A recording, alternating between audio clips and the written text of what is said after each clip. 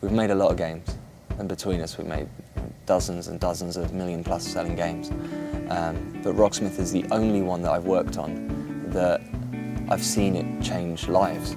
Because a few people in a back room in San Francisco, with the help of a few studios dotted around the world, buckled down and delivered on something that we've all been dreaming about. So we set out immediately to do something different.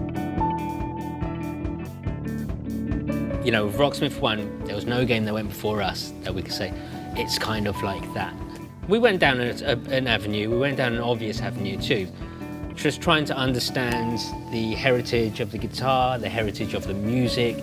That push, it takes you down a certain avenue, a certain channel.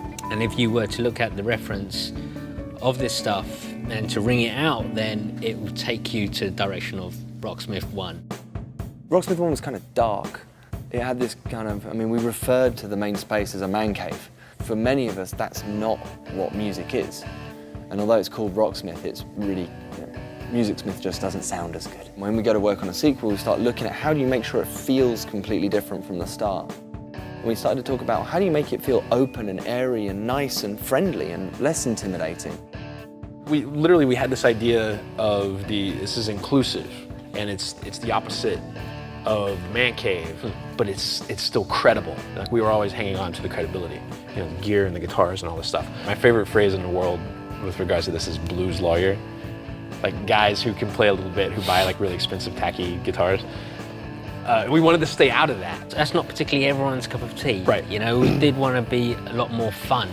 We wanted to appeal to a broader audience. In our working environment and in the presentation of Rocksmith, it was very masculine. It was just too much testosterone going on. In terms of art direction, looking at reference, we had to look at interior design, we were looking at fashion design, we were looking at album cover art, we're really branching out in terms of what was relevant, what was fashionable. We just started throwing everything at the wall that we could. It's not like we walked in one day and said, there's a white wall and some wood. And no, that was like a good 3 months. I was pulling a lot of reference for some character stuff that we were trying to explore from The Kills. And there was this great picture of the two of them, but it was like on this blue linoleum floor with like a plain white wall. And I took that and I painted it out, and I kind of made it into this widescreen thing, and I was gonna put the UI in front of it. And then Omar, we were talking about it, and he's like, it's really, really cold, we should put a hardwood floor on that. And we did that, and we were like, that was it. Yeah, and everyone that walked by said, cool, I love that.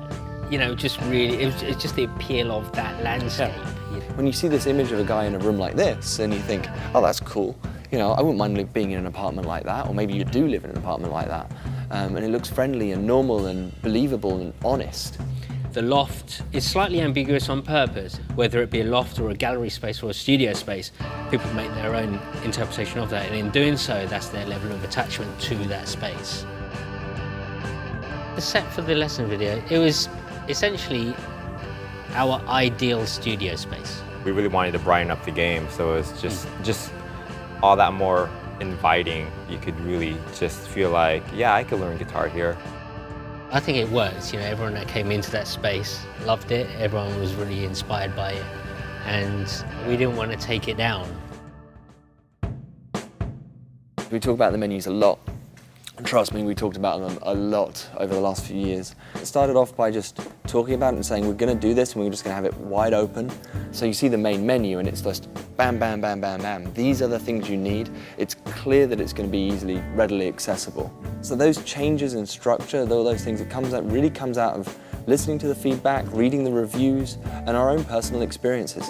The visuals for the game, we wanted something very audio reactive. And the first one, we were very literal in terms of we put you on stage, you were playing in front of an audience, and you were in a club, you're in a And those are dive real bar. people. I can see her eyes right there. We were very literal, and we spent a lot of time and resources creating those things that weren't really essential for you learning the guitar. We needed something in a backdrop that would help and encourage and be emotive. And so we went quite far in the direction of audio, reactive graphics. Procedurally driven by your guitar. It's you and your energy and your sound driving those visuals, It's your vision quest.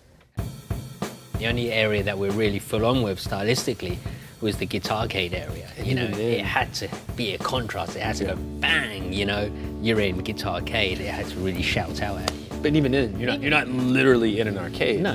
Which, but again, was another happy accident because we were going to do that, and then we had to dial it back. Yeah. I should say that we did it on purpose and we look like geniuses. Aesthetically, games are like stunted, right? And so there's always that little bit of like, we could do better than that.